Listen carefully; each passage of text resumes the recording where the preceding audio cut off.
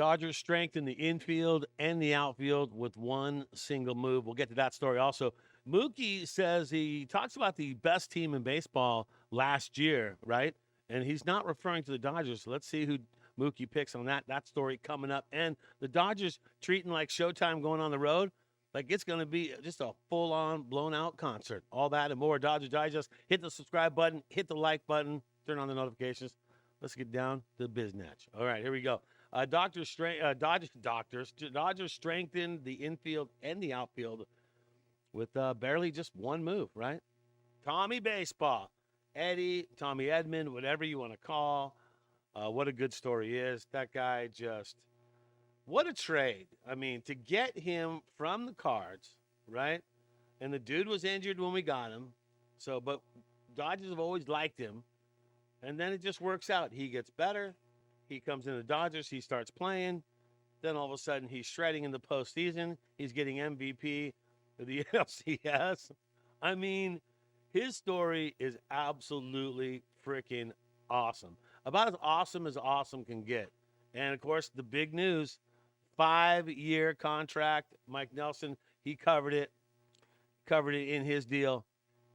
And I'll tell you, we like this move right here. Think about that man right there. Not only is he an amazing infielder, but he is an above-average outfielder too as well. And so, okay, so he plays infield and outfield. That's awesome, right? MVP, championship series. Normal, no big deal. But also, switch hitter too as well. Shut the front door. I mean, that is a package deal, and to sign him for 5 years is absolutely awesome. It's not awesome. They agreed to the 5-year deal, $74 million extension. That was announced on Friday.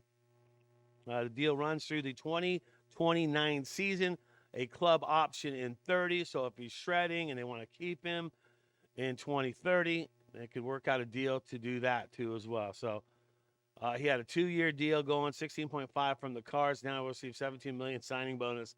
Look at that number right there. That's a big number. You have a good year, and you get an MVP in the playoffs, and you can play like that too, and you can make that kind of money for sure.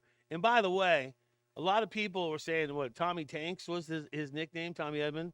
But if you look at it on MLB, his nickname is Eddie. Tommy Edman, his nickname is Eddie. That's what it says on his official stuff. So I'm just going to break that out. All right. Let's talk about the stats. What did that man do? What did Eddie do, huh? Switch hitter. Posted an 829 OPS with 6 ding-dongs, 6 stolen bases. I did that in the first 29 games with LA. So how rad is that? I mean, he coming out and just being fired out of a gun. That's how he handled it right there. It only got better postseason where he stepped the heck up. 328. Yeah, no, that's not a misprint. That's 328. 2 home runs, 5 stolen bases, and a 1.022 OPS in the National League Championship Series. That got him the MVP awards for that. His career postseason, even though he went off the handle, like with a 328, but his career postseason, 277 is what he's batting career. Last postseason, or this one, the 328. His regular season numbers, 263. So not massive numbers. I mean, they're like Kike numbers, but what does Kike do in October? By the way, I think he should be named Mr. October. I think he should be renamed and taken away from Reggie Jackson because that's a long time ago. And I think Kike needs to be that guy right there. All right, so there you go. Welcome, Eddie, Tommy Edman, to the team for even longer. I mean, he was already locked in. I think it was 2 years. But this right there extends him. He's 5 years with the Dodgers. Cool stuff right there like that. All right. Mookie Betts. Always trust Mookie. Got a great podcast. If you've seen his podcast, it's absolutely amazing. Has a lot of the Dodger players on it. You get so much inside scoop from Mookie. Pretty rad right there. So Mookie says, and I kind of like what he said, he admits the Padres were the best team in baseball this postseason. So that's from Mookie Betts. I mean, I'm going to agree to disagree on that because to me, the Dodgers are the best team in baseball, but I can see his point. They looked like they were running away. They were going to run away with it, and they did not. So at that time, Mookie was saying they were the best team in baseball. So there's Mookie talking about it right there. He said this, we're playing them, and at the time, to be fair, they were more talented than we were. He said this on his podcast. That's why you got to check out Mookie's podcast. Pretty awesome. That was probably the most talented team I've seen. They were the best team in baseball, quote, unquote, Mookie Betts. Do you believe that? Do you believe that the Padres were the best team in baseball last year at the end of the season and into the postseason? Let's see that in the comments. I mean, how many other people think that? To me, they got hot at the right time, and they were hot going into the playoffs and in the beginning of the playoffs. But the Dodgers equalized them, to be fair to the Dodgers. That's how that took place.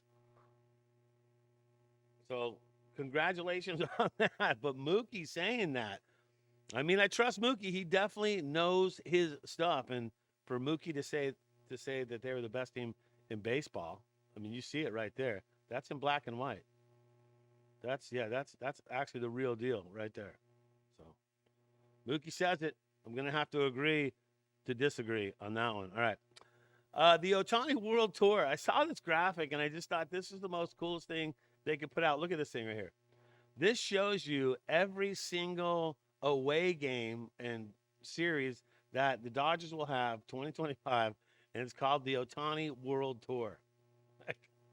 Because starting spring training, people are going to be coming out to games.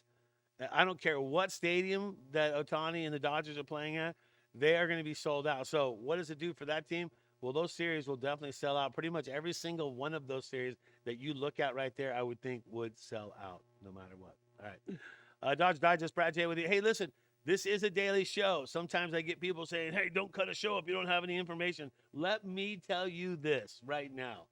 All right, I scour the freaking internet 24/7 to where it makes my wife even mad sometimes, okay? So I overwork to find stories 24/7 and to see if they're bull, if they're good, if there's some traction to it, and I do a daily story. And I'm always going to do a daily show. So whether you like it or not, you should be able to talk Dodgers for 8 minutes a day.